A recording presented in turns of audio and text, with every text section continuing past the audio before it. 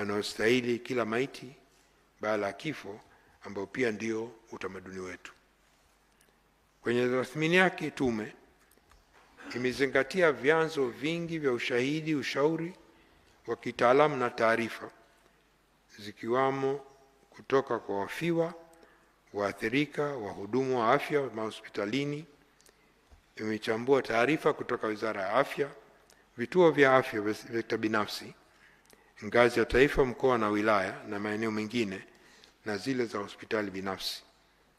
Tume ilipokea pia vibali vya mazishi kutoka kwa familia, na vyanzo vingine ni wakala wa usajili, ufilisi na udhamini RITA yenye mamlaka ya usajili wa vifo, mamlaka ya maabara ya mkemia mkuu wa serikali yenye jukumu la uchunguzi wa kisayansi ya jinai inayohusiana na uchunguzi wa vinasaba, halmashauri za miji na mikoa na maoni ya wataalam wa patholojia na fani nyingine. Tume pia imepata fursa ya kuhojiana moja kwa moja na waganga na madaktari bingwa 80 wa sekta ya umma na binafsi katika mikoa 11 iliyotembelewa na tume, sambamba na picha mnato na mjongeo zilizothibitika kuwa na ukweli. Tathmini ya tume ni kwa jumla ya vifo vilivyotokana na ghasia za uchaguzi mkuu ni 518, ambao wanaume ni 490 sawa na 94.6, na wanawake ni 28 sawa na 5.4. Wingi kati ya vifo hivyo vilikuwa sio vya kawaida, yani unnatural.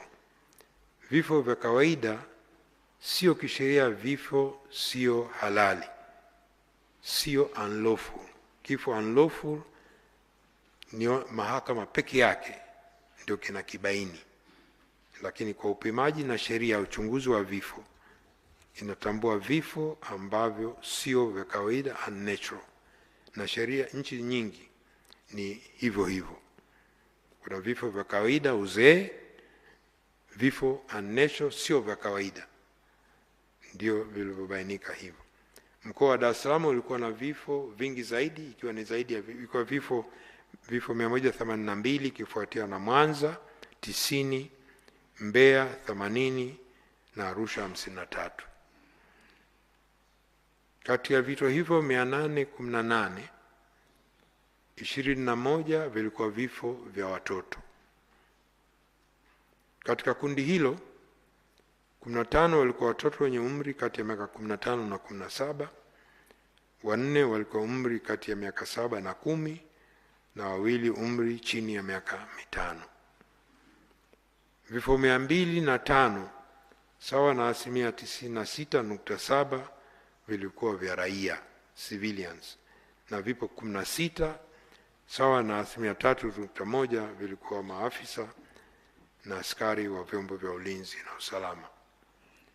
Kati ya watu 518 waliofariki, 373 walifikishwa hospitali wakiwa wamefariki, na majeruhi 121 walifariki wakati wanapata matibabu kwenye hospitali, na maiti 24 bado hazina taarifa kamili. Kati ya maiti 518, maiti 480 sawa na 92.7 zilitambuliwa na kuchukuliwa na familia zao. Mheshimiwa Rais, kwenye uchunguzi wa maiti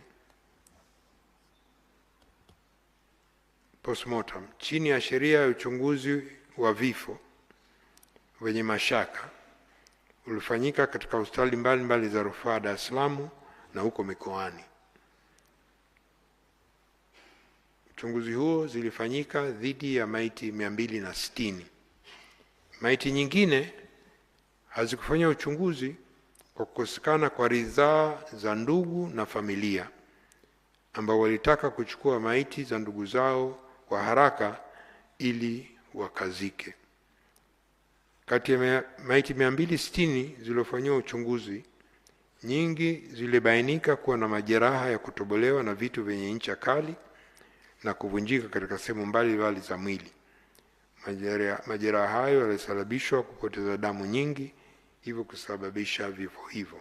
Nyingine aidha, kuna maiti 21 hazikuonyesha aina yote ya majeraha na maiti 6 zilikuwa na majeraha ya moto.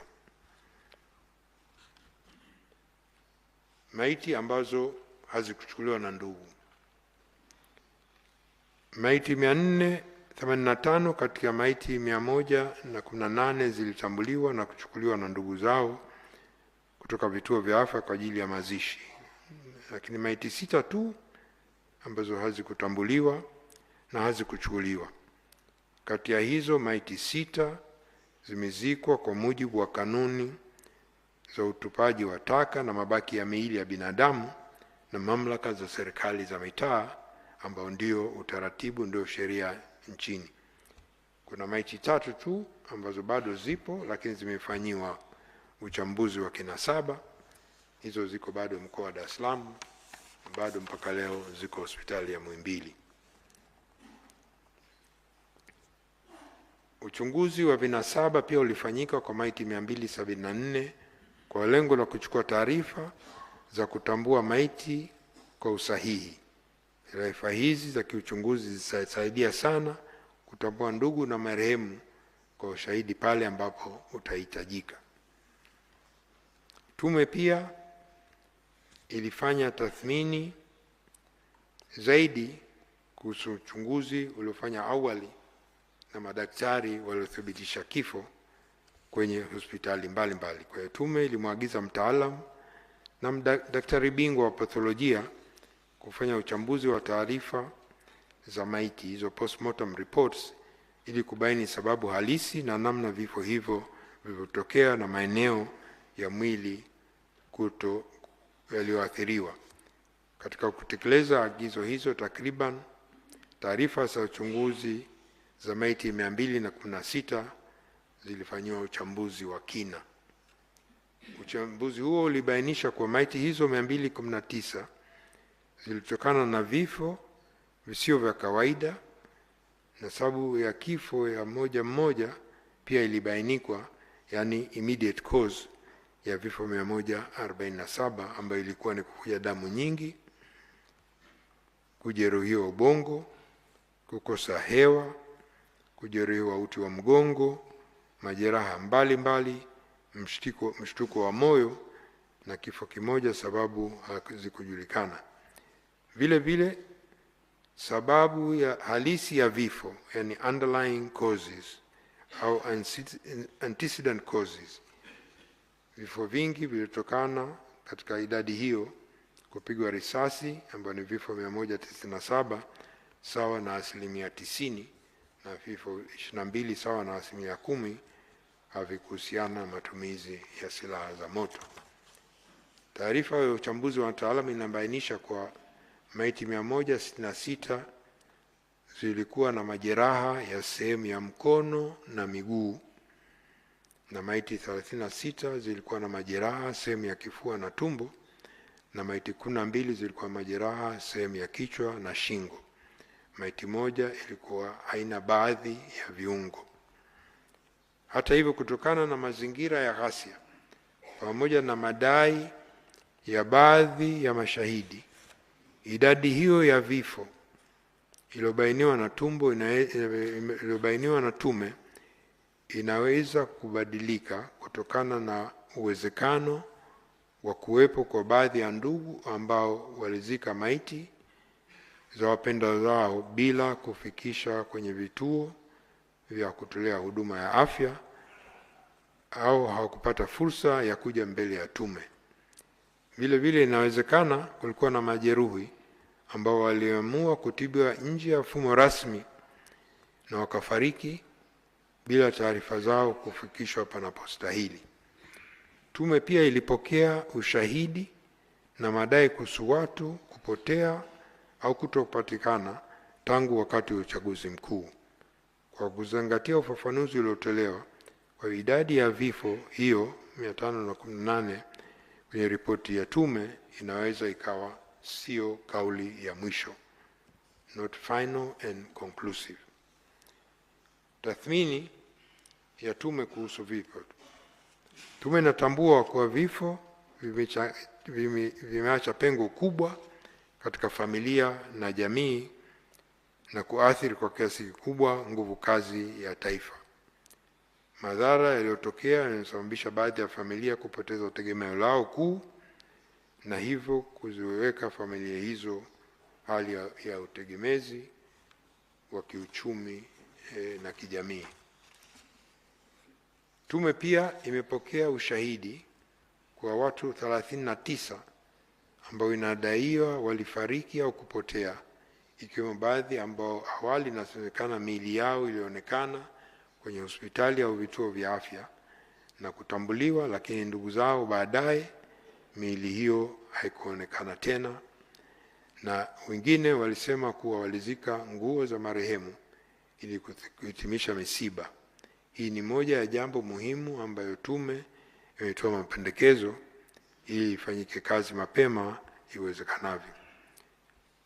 Tume pia ilipokea madai kutoka kwa waathirika na mashahidi wengine kuhusu watu kupigwa risasi, kujeruhiwa au kuuawa katika maeneo ambayo hayakuwa na ghasia na vurugu.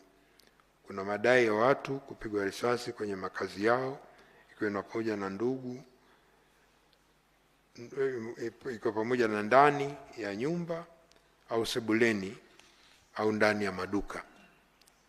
Hizi ni tuhuma nzito zinazoashiria uwezekano wa matumizi ya silaha za moto kinyume na miongozo na kanuni za kimataifa, kikanda na kitaifa na kuhusu matumizi hayo ya moto. Hili ni jambo jingine linalohitaji kufanya upelelezi wa kina, na tume imeleta mapendekezo kwa mamlaka ya Mheshimiwa Rais. Mheshimiwa Rais, niseme kidogo kuhusu majeruhi. Tathmini ya tume inaonyesha kuwa hadi kufikia 31 Machi mwaka 2026, majeruhi waliokuwa wamehudumiwa katika vituo vya afya vya umma na binafsi walikuwa ni 2390. Kati yao raia civilian walikuwa 2270, 95%, na maafisa na askari wa vyombo vya ulinzi na usalama 120, sawa na 5%. Kuna uwezekano kwa baadhi ya majeruhi hawamo katika idadi hiyo kwa sababu mbalimbali, kwa pamoja na uwezekano wa baadhi ya majeruhi kuendelea kupata matibabu nje ya vituo rasmi vya kutolea huduma za afya na wengine kukimbia nchi jirani, hususan kwa mikoa ya mipakani ya Mbeya, Songwe, Arusha na Mara kwa hofu za kukamatwa. Majeruhi waliopata majeraha makubwa walikuwa 219, sawa na 9.2% ya majeruhi wote. Kati yao majeruhi 197 walikuwa na majeraha yanayotokana na risasi na 22 hayakuwa na risasi. Wengi wa majeruhi katika kundi hilo walazimika kulazwa hospitali ili kupata huduma za matibabu. Aidha, majeruhi 2171 walipata majeraha madogo ambayo walipata huduma na kuruhusiwa. Kati yao majeruhi 833 walikuwa na majeraha yaliyotokana na risasi katika sehemu chini za mwili, wakati majeruhi 126 walikuwa na majeraha sehemu ya juu ya mwili, na uchunguzi wa kitabibu kwa majeraha wote ulifanyika kwenye vituo vya umma na huduma za afya, na majeraha wote hao waliopata huduma kulikuwa hakuna ushahidi wowote wa mtu yoyote katika hao ambayo aliteswa. Lakini pia Mheshimiwa Rais, kulikuwa na madai ya kuwepo makaburi ya halaiki. Kulikuwa na madai hayo kupitia vyombo vya habari vya kitaifa na mitandao ya kijamii kusuwepo kwa makaburi ya halaiki eneo la makaburi ya Kondo, Kunduchi, manispaa ya Kinondoni, Dar es Salaam. Tume imefanya uchunguzi ikiwa ni pamoja na kutembelea na kukagua eneo la makaburi, kufanya mahojiano na kupata taarifa ya afisa msimamizi wa makaburi hayo kutoka manispaa ya Kinondoni na kuchukua ushahidi wa wasimamizi wa makaburi ya Kondo.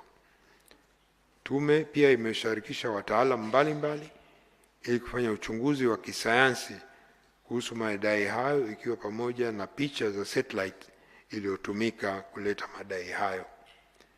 Maoni ya wataalamu hao, wakiwemo wa uchambuzi wa mbalimbali wa mifumo ya taarifa za kijiografia, remote sensing and geographical information system, ni kwa madai hayo hayakuweza kuthibitishwa. Lakini tume pia ilifanya ukaguzi na kubaini kwa eneo la makaburi ya Kondo lililozungukwa na makazi ya watu na ambayo bado linatumika kwa shughuli za kilimo cha msimu na lina ulinzi muda wote. Kutokana na ushahidi na uchunguzi wa tume wa uandani na kuzingatia hali ilivyoonekana katika eneo la makaburi hayo pamoja na taarifa za wataalamu wa uchunguzi wa kisayansi, tume imebaini kwa madai ya kuwepo kwa makaburi halaiki eneo la Kondo hayakuweza kuthibitika. Madhara ya kiuchumi. Madhara makubwa ya kiuchumi yaliyotokea ni yale yanayohusu mali za watu binafsi na mali za serikali kuharibiwa. Tume imebaini kutoka vyanzo mbalimbali kuwa mali iliyoharibiwa ina thamani ya bilioni 125 shilingi 125 bilioni. Kati ya mali hizo, mali za sekta binafsi ambayo ni watu binafsi, vituo mafuta, CCM na benki zina thamani ya bilioni 89 sawa na 71.2%, na mali za umma ambazo ni mali za serikali na taasisi kama zile shule, TRA, mahakama, polisi, DART, TANROADS, TANESCO, TTCL zina thamani ya shilingi bilioni 36 sawa na 28.8%. Lakini sekta binafsi ndio imepata madhara makubwa kuliko sekta ya umma. Ushahidi na waathirika wengi waliopoteza mali binafsi unaonyesha machungu waliopata na wanaendelea kuwa nayo.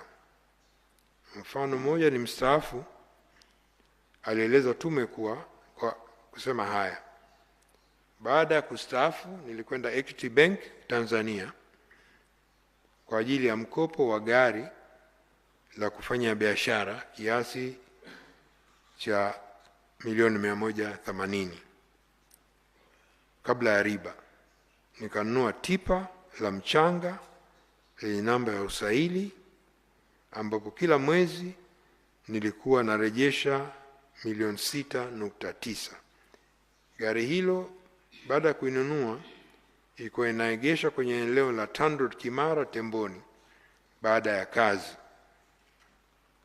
Tangu gari hilo ninunue ilifanya kazi kwa miezi miwili tu, na tarehe 29 Oktoba wakati wa ghasia ya uchaguzi mkuu, eneo la kuegesha magari la TANROADS lilivamiwa na gari yangu ikawa imechoma moto na kuteketea kabisa.